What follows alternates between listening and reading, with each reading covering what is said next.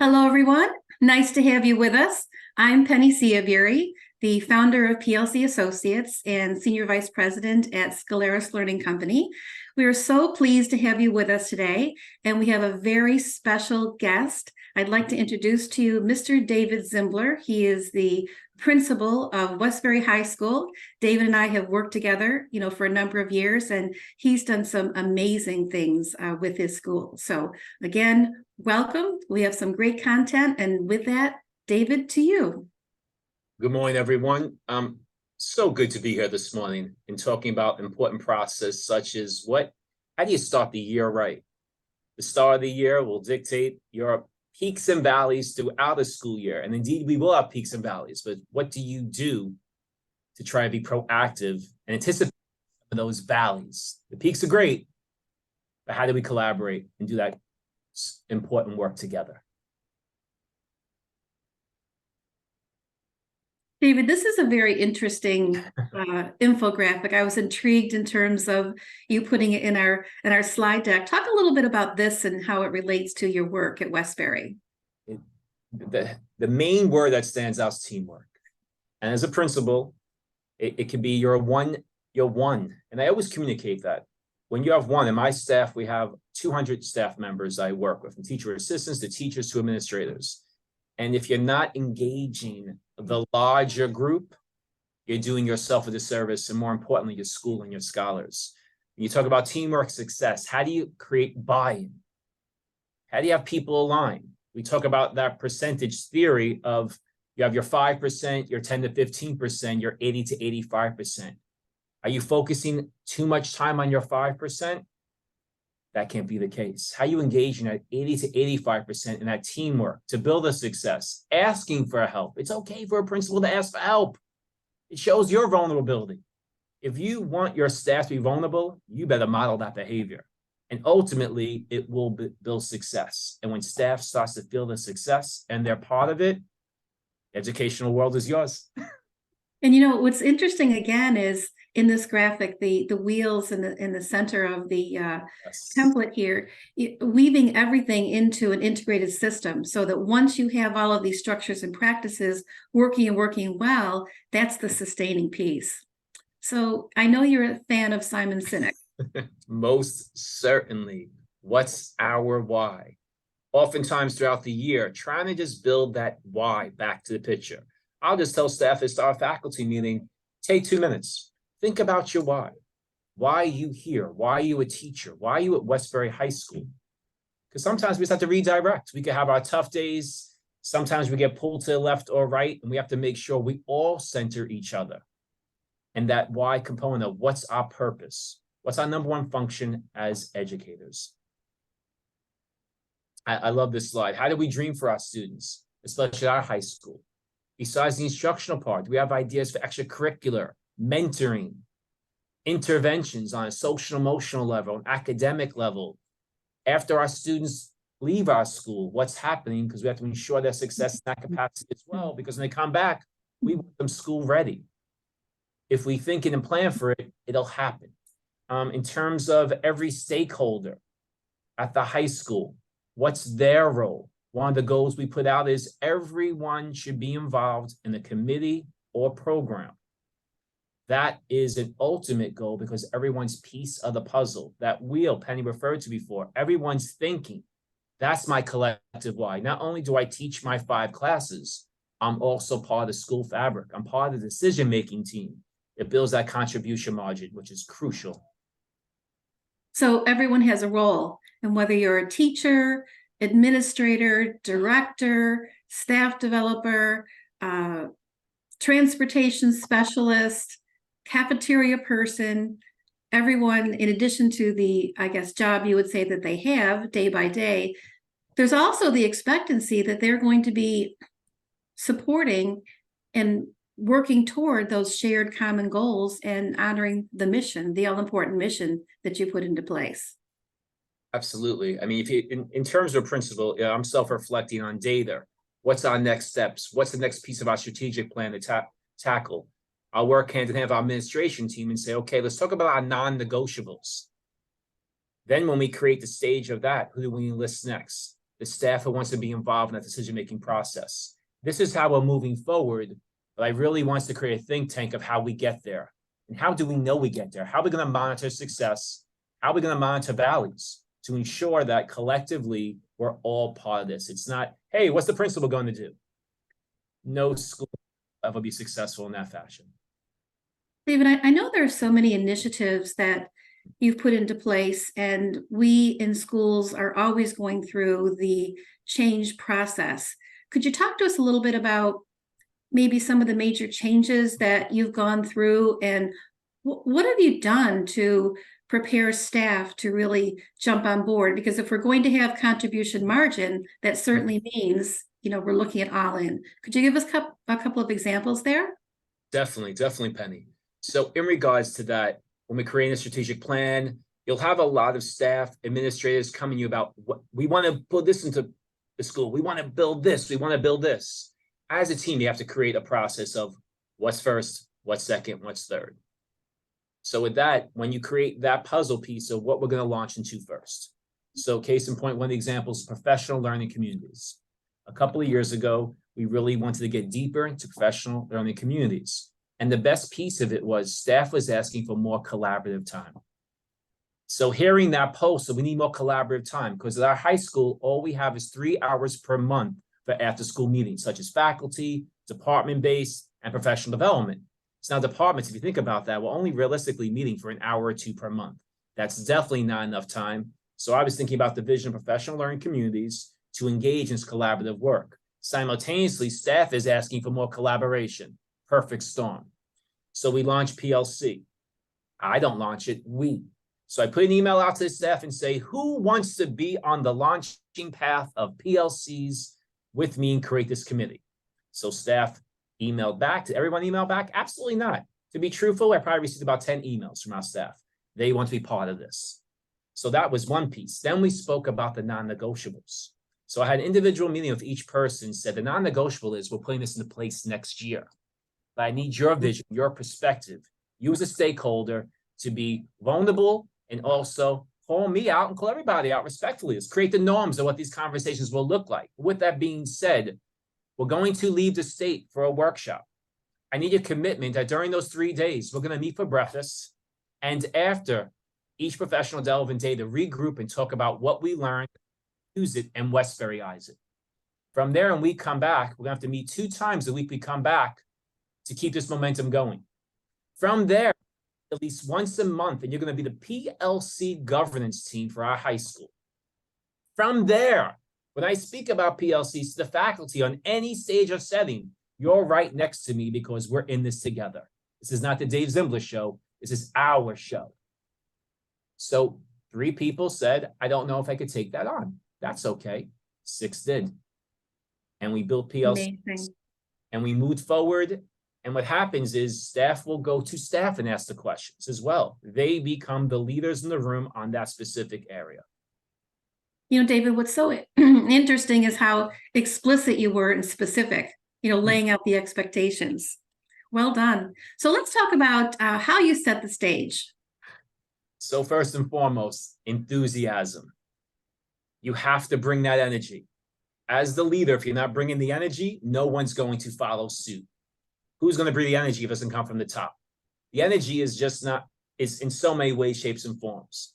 That being involved on committees, letting people have a voice, positivity, glass half full. We're going to get there. As I said before, there's going to be days in which we have valleys. Let's regroup. This is not who we are. It was a tough day or a tough situation. How do we fix it? No short-term solutions. How do we fix it for long-term in the event it happens again? But the shared leadership approach, as I said before, if you're one person, you're one principal. I have 3 assistant principals and myself. Again, 200 staff members. People need to feel as if they're a leader as well. If you make the plan in isolation, no one's part of the plan. If you create a shared leadership model, people feel part of the plan. They want to see a success. No one wants to be on a committee that's not successful. Allow their voice to resonate. Let them run with something. Let them go for it. But again, you have that consensus and collaboration approach to it. So it's not just you maybe saying no, It's consensus and collaboration amongst the committee. This time something may come up from a committee discussion and you might say, wow, I can't do that. That can't happen. But you know the committee members will also see that. And again, when you establish the correct norms, voice is important, but also having that follow-up conversation is important as well during discussions. Build leadership amongst your buildings. It will serve you so well.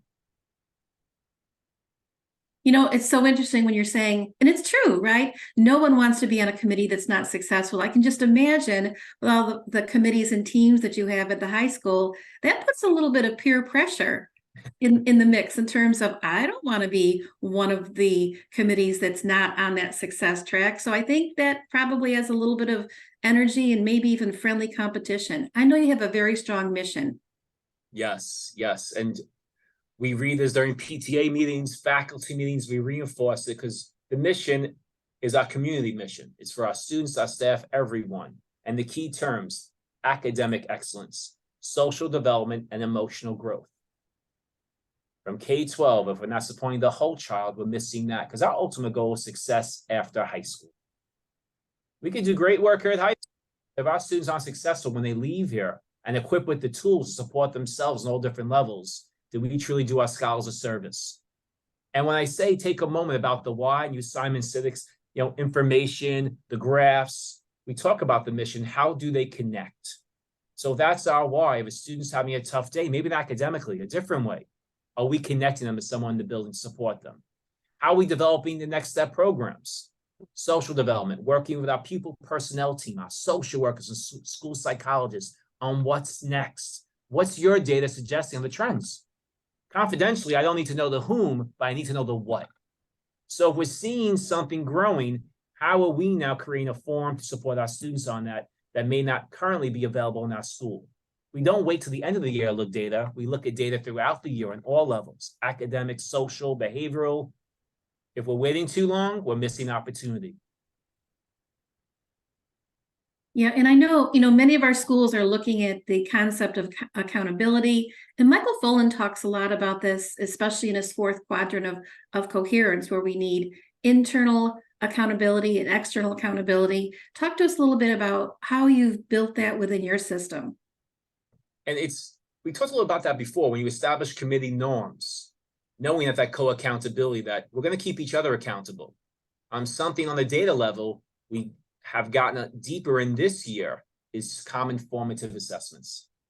So now we're having a discussion amongst, let's call it Global 9, social American history groups. As the teachers sit and discuss pacing calendars, curriculum, we're also discussing our CFA results. So people are presenting their common formative assessment results. That co-accountability, I have to bring it to the table and be vulnerable, but everyone else keeping each other accountable is how could we support you? So co-accountability is not negative per se, it's actually positive. That we're keeping each other accountable, yet supporting each other. What did you do there for success? What did you do for success? Wow, it looks like we had a trend here. How do we create a forum which we create success for our scholars? You have a really good example, right, with your DEI team. Tell us about that. Absolutely. A few years back, we were speaking about just what's happening throughout our country and what are we doing as a school about it. So I was posed that question. I said, what we are doing is we're going to create something right now. You're in this office right here. Again, faculty meeting. Ladies and gentlemen, we started as a CREC, our Culture Responsive Education Committee.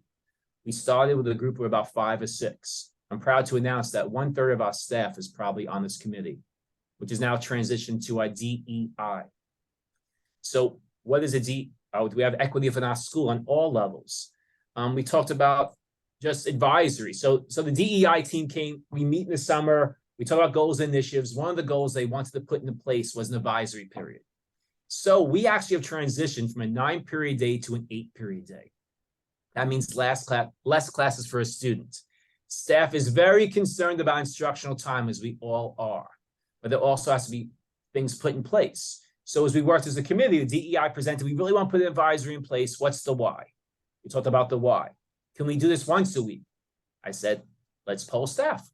Let's poll staff. It was once a week, twice a week, or a month. Not that we're not going to do it, but what would staff, so now they're part of it.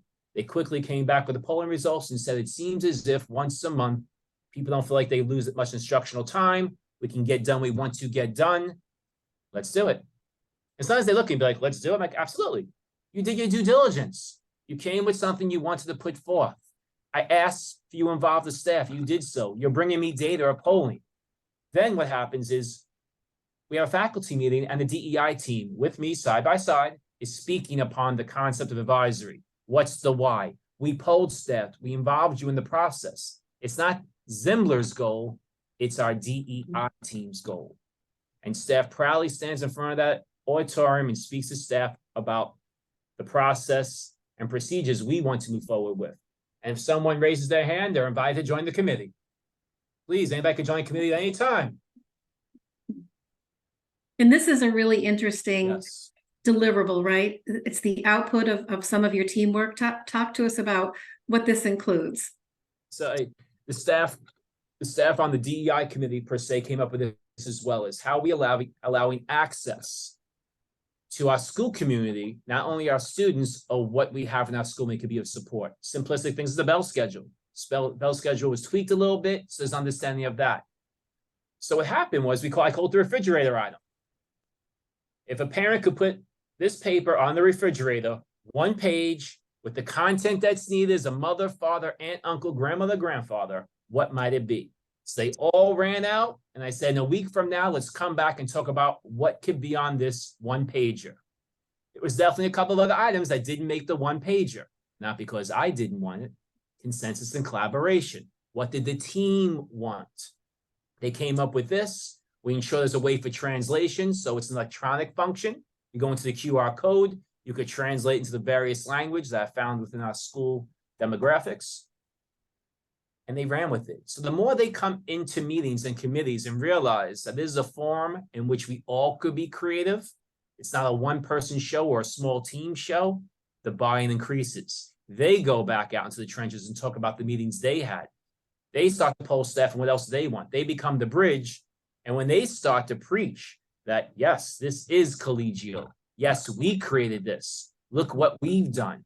That we word resonates and just creates more of that pyramid where the 5% becomes 3%, the 15 to 10% becomes 5%, and you're slowly getting to the upper 80s, the 90s of people that want to be involved. Again, this time of time, someone might come into my office and say, hey, we have a problem. I put out that immediately to say, ladies and gentlemen, my door is always open. You walk in about a concern or a suggestion, all I ask is that you bring one or two ideas for success. So if someone comes in without those ideas for success, I say, give me 1 second. You know something? This committee might serve you well. Becoming of a concern, let's get you on the committee so you can talk to the committee about this and be part of this important work. Think about because that. you just raised your hand, right? That's and now it. you're invited to this committee. Let's get to work. who's listening today, David, is hearing, loud and clear the themes that you're pulling through with everything that you do. It's teamwork, it's success margin, it's clear expectations. And I know as you're leading your school to greatness, we talked a lot prior around we truly become what we talk about. So language matters, and you have this great concept of power words of encouragement. Definitely. So again, we could have great ideas. I could have great ideas. But as I put it back out to staff, I love this concept. So over the summer in June, I told the staff, over the summer, check your emails. I know you may not be able to check your emails contractually, but check your emails, because I promise you're only going to send stuff for your feedback, such as this, thinking about quotes and power words scholars should see that will resonate through them as they walk the hallways of Westbury High School. Thinking about that, they started to email different quotes, words, and here's a few examples. So when staff comes back right at the start of the year, they look around, they start to see, oh, that's my quote. That's what I suggested. And all of a sudden, what happens? You feel like, again, your voice was heard and you're part of the school-wide mission. And when students walk around time and time in the hallway, say, did you read this quote? I just quote nowhere in the hallway. Be like, well, and they'll read it and we'll talk about it for a moment. Think about that interaction. Now I'm actually using what's on the wall. And I said to all staff, take a moment with a student, man, be somebody you know. How powerful is that for an adult to stop you and say, hey, nothing will work unless you do. What's that mean? I better get my work done. What else might it mean? In taking that moment. Again, staff walks back in, sees these messages that they communicated to myself or the administration team. They're on the walls, again, feeling that team. There was an idea, and they helped to support the idea, and it came to fruition. So again, for our listeners, this is just something that you could put in practice, very easily right away. And just the energy and the spark of enthusiasm that it brings to our everyday, situation at school, looking up in the hallways and seeing that's my quote, or being able to stop, as David is saying, for 15 or 30 seconds and talking about, well, what does that mean for us? How does that implicate our work? All of this really building into what you're calling your culture of care. Absolutely. And if you think about some of the items I've been speaking upon, budgetarily, most of them are free. You think about the concepts we're putting forth, and we know budgets are a big deal. What can we create without financial backing? And a number of these things we're speaking upon are exactly that, $0. Just time and energy. A culture of caring. Again, we talk about the culture of caring. How do we all care and work with one another? It's crucial. And you have to feel that. I mean, I'll give you something that just happened yesterday. Teacher came, got the phone call from her school. She had an 8-period day, 8-period class, had to pick up her daughter. It was 7 period. She said, I'm not sure what to do. I said, where's your class? She said, what do you mean? I said, I'll teach your class. You'll teach my class. I said, teach your class. Now, there might be some districts in which you can't do that. That's okay. I'll take on the chin sometimes. I'd rather do right. And sometimes you have to do what you believe is right. Intentional work. Talk about that culture of caring. And sometimes I might not be able to have that coverage. But in that case, that teacher said, thank you so much. I said, tell me what you're doing.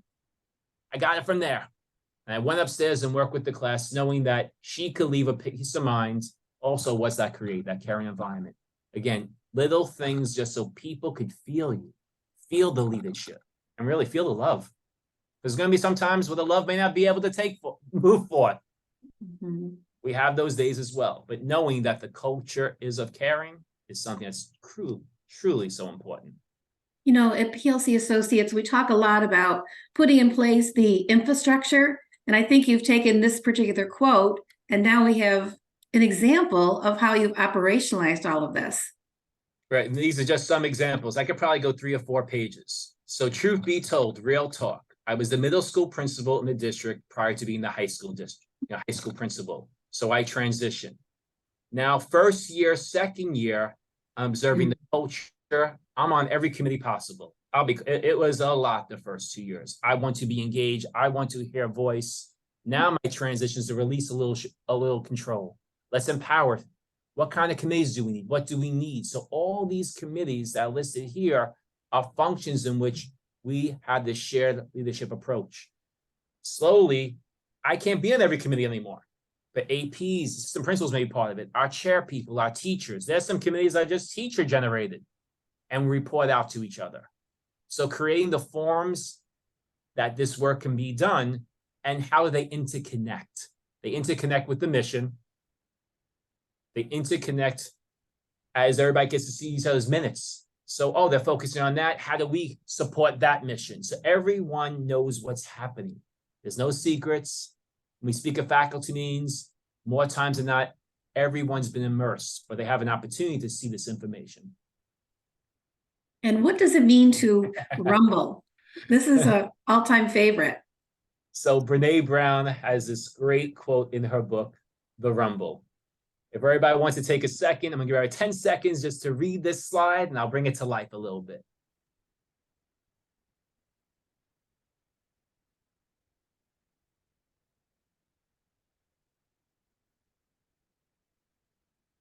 So let's rumble means we could talk about anything. Just have an open heart and open mind. Sometimes people just need to talk and get it off their chest. Sometimes people need to talk about something they believe would be good for our school. Did you bring solutions? Did you bring ideas? Let's get in the committee. But no, you can come in here and let's rumble. Let's talk about it. Sometimes people perceive the word rumble as a negative. Rumble is quite positive. You're allowing that openness to say, let's talk. There's an open door policy here. If I'm going to state that, I better execute it. And the Rumble allows us to happen. Every year, every first faculty meeting, I always state, we're going to Rumble again this year. You know how we do in Westbury. We're going to Rumble again. All great. And here we see you in action. Actually, this is a very interesting concept. So we talk about our staff. How do we engage our students in the school community? So this function is actually in which the end of each school year, I have each grade level, 9th, 10th, and 11th. 12th grade is about to graduate. So 9th, 10th, and 11th students, every name is on a board that's confidential. Only our staff could see. The goal is they check off students' names who they have some kind of relationship with. They feel they've talked to them. They know them. We run through these names 3 different times. So staff has to do it a second time, a third time to make sure we didn't miss anybody. After the third time, generally we end up with about 25 to 30 students, to be quite honest. Those are the students we realize they're not connected to our school. So that's our summer work. Our summer work is figuring out why they're not connected. Let's get them in. Let's talk about this. So when staff comes back in, we speak upon what we did in the summer. We ask them to do their part. Did we do our part? And then when they see it go full circle and we all are working together, again, there's more buy-in. Staff will go through it 2 or 3 times because sometimes just having staff do that can be a lot. When's the time? You have to create that time. You have to create that time. It might be during your own faculty meeting. How we use that strategically. Talking about faculty meeting, you see the picture to the right. It was a really hot week, the first week of school, really hot. So about 15 minutes in the auditorium, everyone was sweating. I said, ladies and gentlemen, what I have to say at this component could wait. Let's all go outside and get a little fresh air and take a walk. They all started to laugh. They said, what? I said, let's go outside and take a walk. Let's take a walk together. And we all walked outside for the last 10 minutes, took a walk around. Those that wanted to sit in the bleachers, because it's fine. Let's just go get some fresh air. To know you could pivot as well. And your staff knows that. To the left was a comment that took place last year. We are a pretty crowded building. We have almost 1,600 students in our building. And what was happening in the morning, all our students are in one hub of our building to start the day. Our cafeteria is right by our entrance. So staff was stating how difficult it was for them to get to the office to sign in. And I heard this 2 or 3 times. So what did we do? We created a staff easy pass line. So when staff walked in this year, we created a roped off area where they have one door to enter. They can get right to the main office immediately, and they just started to laugh about it. But again, we heard their voice, and we tried to create a solution based on something that was low-hanging fruit. But to our staff, their voice was heard, and we supported something. Just fantastic. We spoke a little bit before about non-negotiables and CFA work and how important it is to really look at data. So a comment I made just the other day at a faculty meeting, no one should be waiting for June to look at the data.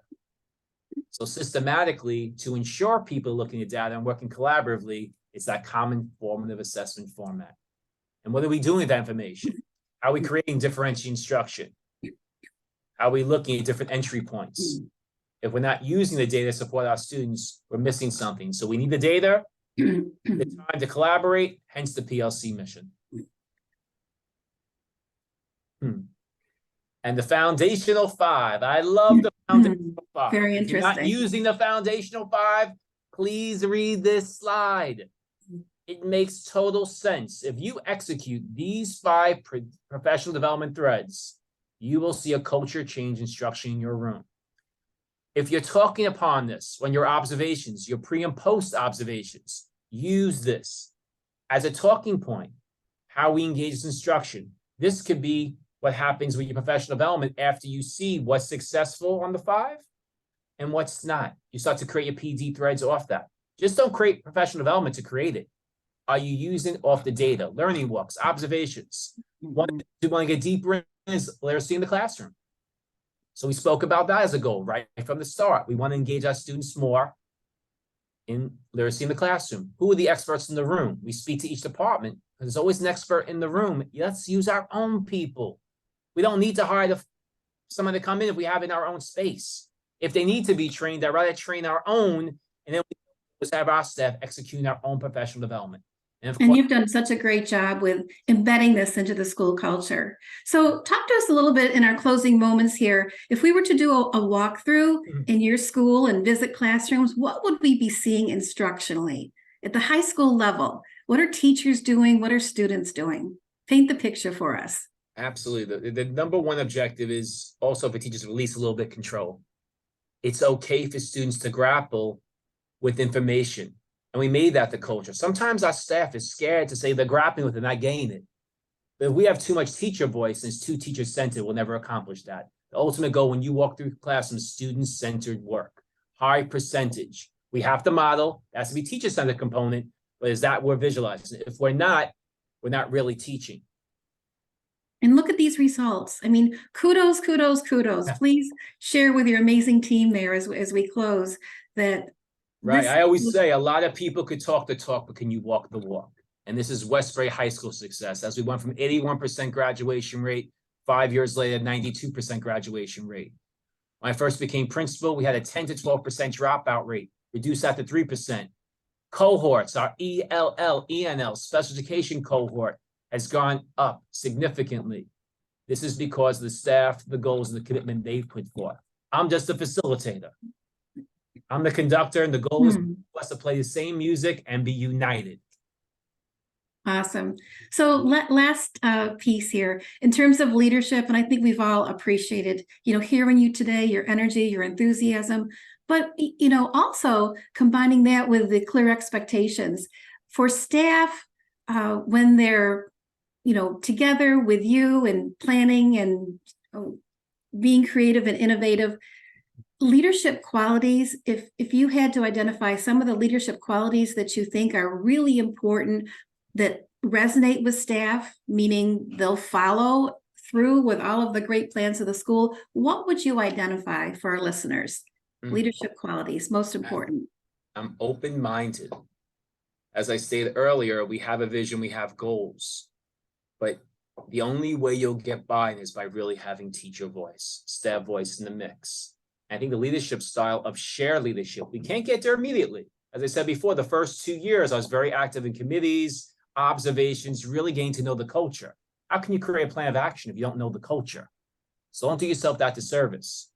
Created one-on-one teacher meetings. Really, what's your goals? And I was writing down a bunch of notes. As strategically we moved forward the next few years, teachers see items coming to fruition. They see these committees coming about. They see the shared leadership. They want to be part of it. So again, open-minded. There's times where there's loose and there's tight. And if you put that out from the front, here's my non-negotiables, here's what we have, no one can misquote you.